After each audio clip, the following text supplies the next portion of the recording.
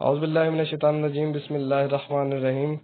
अस्सलाम वालेकुम स्टूडेंट्स, आज का हमारा टॉपिक है वर्नियर कैलिपर के बारे में।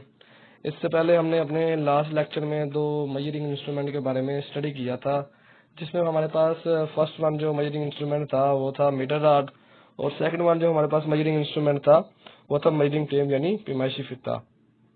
अब ये दोनों इंस्ट्रूमेंट हमारे पास लंबाई को मेजर करने के लिए इस्तेमाल होते थे। अब हमारे पास जो मेजरिंग इंस्ट्रूमेंट है वो है vernier caliper.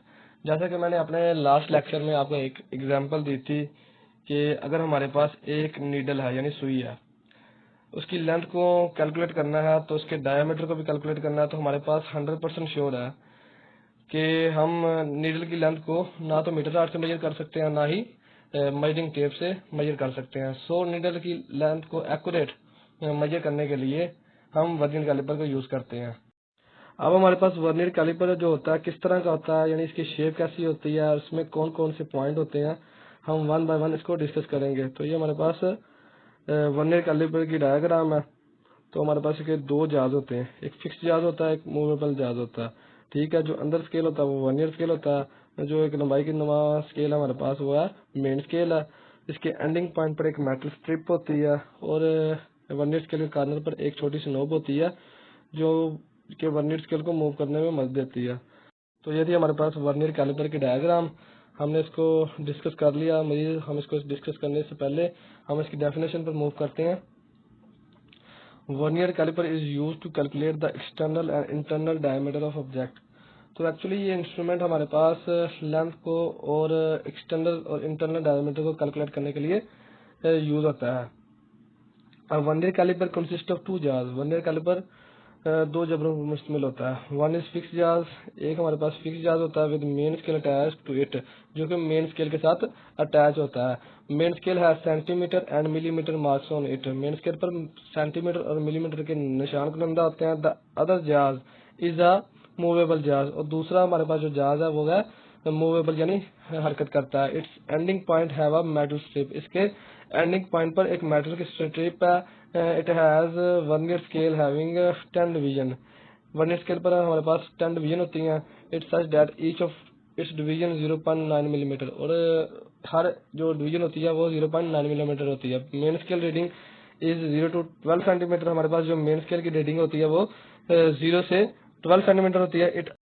It also convert into millimetre, यानी इसको मिलीमीटर में भी कन्वर्ट किया जा सकता है। एंड वर्नियर स्केल है डिवीजन, और हमारे पास जो वर्नियर स्केल की डिवीजन होती है वो क्या होती है 0 से 10 मिलीमीटर होती है। It has a small knob at the corner of vernier scale, और हमारे पास वर्नियर स्केल के जो कॉर्नर होता है उस पर स्मॉल नोब होती है जो कि वर्नियर स्केल को मूव करने में हेल्प देती है। अब हमारे पास इसकी वर्किंग क्या है, ठीक है, जीरो एरर क्या है, इसमें नीचे यही लिखा हुआ जीरो एरर क्या है, हमने जीरो एरर फाइंड कैसे करना है, इसे वन बाय वन डिस्कस करते हैं। अब इसमें हमारे पास कैलकुलेशन किस तरह से ली जाती है, सबसे पहले हम इसकी कंस्ट्रक्शन के बारे में स्टडी करते हैं। हमारे पास वर्नियर कैलिपर में दो स्केल आ रहे हैं, एक हमारे पास मेन स्केल है और दूसरा हमारे पास क्या है वर्नियर स्केल है। अब हमारे पास वर्नियर स्केल कौन सा आता है, तो जो स्केल मूवेबल जार्ज के साथ अटैच हुआ होता है तो हमारे पास क्या आता है वर्नियर स्केल, और जो स्केल फिक्स चार्ज के साथ अटैच होता है वो हमारे पास होता है मेन स्केल।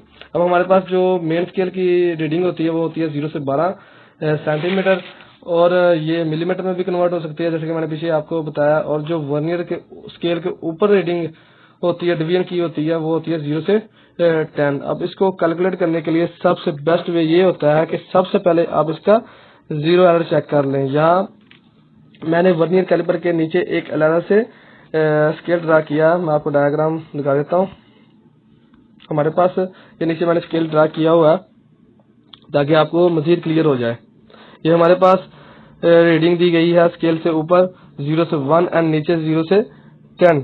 अगर तो 0 वर्नियर स्केल का और मेन स्केल का 0 अटैच कर जाता है then there will be no zero error. दोनों को कोइंसाइड करना मस्ट है। यहाँ हमारे पास वर्नियर स्केल के कॉर्नर पर एक छोटा सा गोल दायरा यानी नोब होती है जिससे आप मूव करवा सकते हैं वर्नियर स्केल को। अब जब आउटर जाज मूव करेगा तो ऑटोमेटिकली वर्नियर जाज भी मूव करेगा क्योंकि वो उसी से अटैच है। तो अब हमारे पास 0 अगर वर्नियर स्केल का और मेन स्केल का अटैच नहीं हुआ यानी कोइंसाइड नहीं हुआ तो हमारे पास यहाँ जीरो एरर मौजूद होगा। और अगर आप उस जीरो एरर को रिमूव नहीं करेंगे, आपकी मेजरमेंट जो है टोटली गलत आएगी। तो सबसे पहले जीरो एरर को कैलकुलेट किया जाता है, देन उसको मेजरमेंट में ऐड और सब्सट्रैक्ट किया जाता है अकॉर्डिंग टू दिस कि वो कौन सा वाला जीरो एरर है। तो अब हम स्टडी करते हैं about zero error and types of zero error. So if zero of main scale does not coincide with zero of vernier scale called zero error. तो ये हमारे पास क्या है, जीरो एरर की डेफिनेशन है कि अगर zero of main scale coincide ना करे जीरो ऑफ वर्नियर स्केल के, तो हमारे पास वैल्यू क्या होगी, जीरो एरर होगी। अब जीरो एरर हमारे पास दो टाइप्स के होते हैं। नंबर वन जो हमारे पास जीरो एरर होता है वो है positive zero error, and number two जो होता है हमारे पास वो होता है नेगेटिव जीरो एरर। हमारे पास दोनों का डिफरेंट फंक्शन होता है, क्योंकि हमने इसमें ये कैलकुलेट करना होता है कि अगर जीरो एरर पॉजिटिव आ रहा है तो हमें उसे रीडिंग में ऐड करना पड़ेगा या सब्सट्रैक्ट करना पड़ेगा। इसी तरह नेगेटिव जीरो एरर को भी ऐड या सब्सट्रैक्ट करना होता है अकॉर्डिंग टू द कंडीशन। तो अब हमारे पास पॉजिटिव जीरो एरर कैसे होगा और नेगेटिव जीरो एरर कैसे होगा। अगर वर्नियर स्केल का जीरो राइट साइड पर मूव कर जाए, जिस तरह हमारे पास डायग्राम नंबर 3 में दिखाया गया है, तो हमारे पास वर्नियर स्केल का जीरो मेन स्केल के जीरो से राइट साइड पर मूव कर गया, तो हमारे पास कौन सा एरर होगा, पॉजिटिव जीरो एरर होगा। तो इसी तरह जब वर्नियर स्केल का जीरो मेन स्केल के जीरो से लेफ्ट साइड की तरफ मूव कर जाए, तो हमारे पास एरर होगा नेगेटिव। अब हम लोगों ने जहाज को बंद तो किया, बिल्कुल फिक्स किया, और फिर भी हमारे पास जीरो लाइन जीरो पर नहीं आई। तो हमारे पास जीरो एरर एग्जिस्ट तो कर रहा है, बट इसको किस तरह मूव किया जा सकता है, क्योंकि अब हम इन जहाज को फर्दर मूव नहीं करा सकते या इसे थोड़ा सा ऊपर में नहीं कर सकते, क्योंकि इससे हमारी वैल्यू बिल्कुल ही गलत आएगी। इसलिए जहाज को आपस में अटैच ही होना चाहिए। तो अब सिंपली ये करेंगे, हमारे पास जितना भी जीरो एरर आएगा हम उसे वर्नियर कैलिपर के लीस्ट काउंट से मल्टीप्लाई करवाएंगे। अब हमारे पास लीस्ट काउंट क्या है, the difference between one small division on main scale division and one vernier scale division is 0.1 millimetre, it's called least count. तो हमारे पास वो स्मॉलेस्ट वैल्यू जो काउंट की जा सके इस फ्रॉम द डिवाइस और इंस्ट्रूमेंट क्या कहलाती है, लीस्ट काउंट कहलाती है। तो हमारे पास लीस्ट काउंट का फार्मूला है smallest reading on main scale divided by number of division on scale. तो लीस्ट काउंट हमारे पास क्या 1 मिलीमीटर, डिवीजन 10 है, तो इसे कैलकुलेट करेंगे तो हमारे पास 0.1 मिलीमीटर आ जाएगा। इसे सेंटीमीटर में कन्वर्ट करेंगे तो हमारे पास क्या आ जाएगा 0.01 सेंटीमीटर।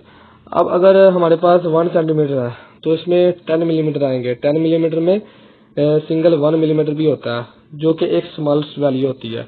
अब हमारे पास 1 सेंटीमीटर जो है वो इक्वल है 10 मिलीमीटर के। अब हम वर्नियर स्केल में देखेंगे तो 0 से 1 तक जो है 1 सेंटीमीटर है, एंड जो छोटी छोटी 10 लाइन्स है वो हमारे पास क्या है 1 millimetre, 2 millimetre, 3 millimetre and up to 9 millimetre. तो इसके बाद क्या देगा हमारे पास 0.1 मिलीमीटर देगा, 0.2, इसी तरह सो ऑन, इस तरह फर्दर वैल्यू चलती जाएंगी। तो हम सिंपली कहेंगे अगर 0.1 मिलीमीटर तक लेंथ होगी किसी भी चीज की, ठीक है, तो हम इसे वर्नियर कैलिपर से इजीली फाइंड कर सकते हैं।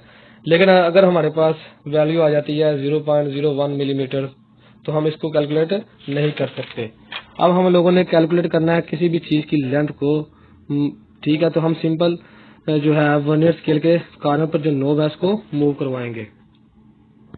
ये हमारे पास ये डायग्राम है, ठीक है, ये हमने कोई वेट कोई ऑब्जेक्ट रख दिया, हमारे पास नोब पीछे जाएगी तो वर्नियर स्केल भी पीछे चला जाएगा।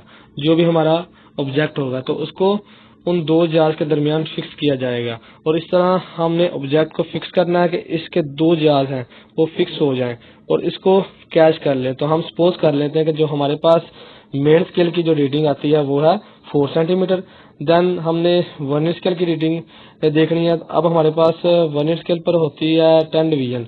अब हमने उन 10 डिवीजन में से देखना है कौन सी वैल्यू होगी जो कोइंसाइड करके मेन स्केल की रीडिंग के साथ अटैच होगी, क्योंकि वो जीरो तो कोइंसाइड नहीं करेगा, इसलिए हमें कोई और वैल्यू लेना पड़ेगी। जिस तरह हम सपोज करते हैं कि हमारे पास वैल्यू है 7, तो हमारे पास 7 वैल्यू को कोइंसाइड करवाएंगे किसके साथ, वर्नियर स्केल के साथ। तो वर्नियर स्केल की रीडिंग हमारे पास ये आ जाएगी, ये आगे हमने इसे फर्दर ड्रा किया हुआ है। सपोज मेन स्केल की हमारे पास रीडिंग है 4 सेंटीमीटर, वर्नियर स्केल की रीडिंग है 7 centimetre. Add both value and multiply least count and subtract zero error. Value को ऐड करने के बाद हमने ये बताना है कि जो जीरो एरर आ रहा है उसको ऐड करेंगे या सब्सट्रैक्ट करेंगे। तो हमारे पास पॉजिटिव जीरो एरर के लिए देखेंगे कि हमें क्या करना पड़ेगा। तो हमारे पास जितनी भी रीडिंग आएगी जहां जीरो को ऑन साइड कर रहा था तो उस वैल्यू को हमने लीस्ट काउंट से मल्टीप्लाई किया, देन उसको नेगेटिव करेंगे, जीरो एरर को नेगेटिव कर देंगे।